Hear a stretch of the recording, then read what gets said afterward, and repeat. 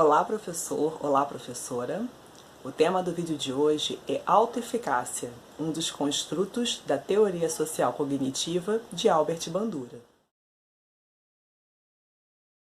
Para começar a falar sobre autoeficácia, a gente tem que saber qual é a sua definição. Eu vou ler para vocês a definição sobre autoeficácia. Autoeficácia são as crenças que a pessoa possui naquilo que julga ser capaz de realizar em uma determinada área de domínio específico. Vou dar um exemplo da realidade atual dos professores. Com o confinamento, muitos de nós tivemos que lidar agora com uma tarefa diferente da que estávamos acostumados. Eu creio que a maioria de nós, professores, não encontra dificuldades em falar na frente de uma turma. Porém, ao lidar com uma tarefa específica, por exemplo, falar na frente de uma câmera, muitos podem perceber que a sua crença de autoeficácia ainda não está no nível adequado para a execução dessa tarefa. O que eu quero dizer com isso? Que crenças de autoeficácia são diferentes de autoconceito. Enquanto o autoconceito tem relação com uma tarefa de domínio mais ampla, a crença de autoeficácia é para uma tarefa de domínio específica. No caso do meu exemplo, falar para uma turma é o autoconceito que a pessoa tem, o julgamento. Eu consigo dar conta dessa tarefa. Porém, muitas pessoas podem encontrar um nível de autoeficácia reduzido para, por exemplo, uma tarefa específica que é falar na frente de uma câmera. Conseguiu perceber a diferença? Uma outra pergunta a respeito do construto da autoeficácia é saber por que as crenças de autoeficácia são importantes. Principalmente por dois motivos. Em primeiro, elas irão afetar as nossas escolhas. E, em segundo, elas irão influenciar os esforços que serão mobilizados para você atingir os objetivos que você propôs. Dentro disso, a gente tem uma associação muito grande entre crenças de autoeficácia e a motivação.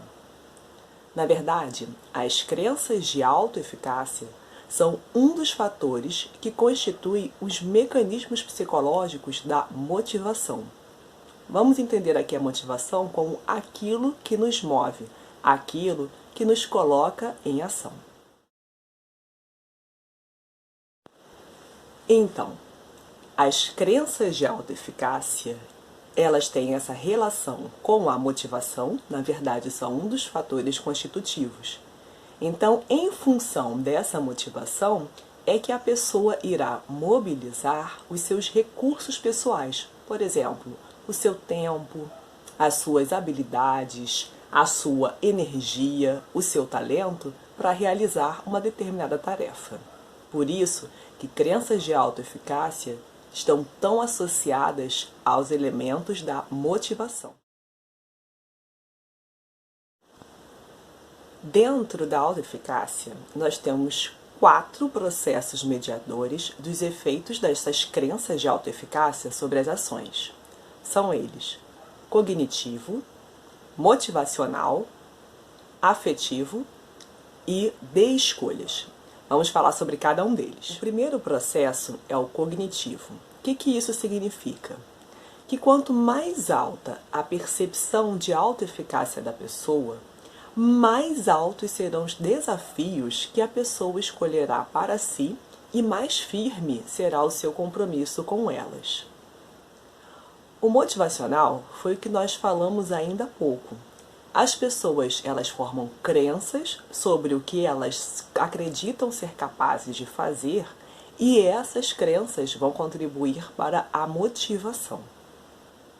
O afetivo, ele diz o seguinte, que as crenças pessoais na capacidade de enfrentar as situações, elas irão afetar os níveis de estresse e de depressão, ao atravessar situações que você entenda como ameaçadoras ou difíceis.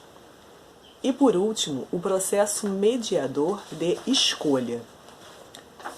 O processo mediador de escolha fala que as pessoas elas tendem a evitar situações que ultrapassem a sua capacidade de enfrentamento.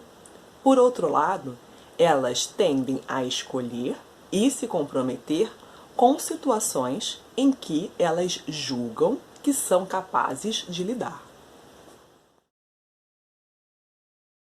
Bom, depois de todas essas informações, você deve estar se perguntando: de onde vêm as crenças de autoeficácia? Existem 4 fontes que influenciam essas crenças. São elas: experiências de domínio diretas, experiências vicárias, persuasão social e estados fisiológicos. Vamos à primeira delas. O indivíduo, ao realizar uma determinada ação, ele interpreta os resultados dos seus atos para desenvolver crenças sobre suas capacidades de realizar atividades semelhantes. Atividades interpretadas como bem-sucedidas desencadeiam avaliações positivas. Já as atividades interpretadas como mal-sucedidas, elas desencadeiam avaliações negativas com um sentimento de fracasso. Experiências vicárias. Essa fonte se dá por meio da observação do sucesso de outras pessoas e sugere ao observador que ele também pode realizá-las. É importante que haja uma semelhança entre o observador e o modelo, para que assim ele possa diagnosticar e valorizar as suas próprias capacidades. Persuasão social tem como fonte as observações verbais de outras pessoas, como por exemplo: você vai conseguir, você é capaz. A persuasão positiva, ela encoraja o indivíduo. Já a persuasão negativa, ela pode enfraquecer as crenças de autoeficácia. É importante lembrar que esses feedbacks, eles devem ser verdadeiros, para que o indivíduo possa ajustar o percurso de suas ações. Por fim, estados fisiológicos. Estresse, ansiedade, medo são aspectos que interferem nas crenças de autoeficácia. Porém, esses fatores, eles podem ser alterados pelos indivíduos por meio dos processos autorregulatórios, transformando os pensamentos negativos e temores sobre suas capacidades em pensamentos positivos. As crenças de autoeficácia, elas alteram ao longo da vida. Através da prática pedagógica, o professor pode colaborar para a motivação do aluno, aumentando a crença de autoeficácia. Mas isso é papo para outro vídeo. Até mais, pessoal!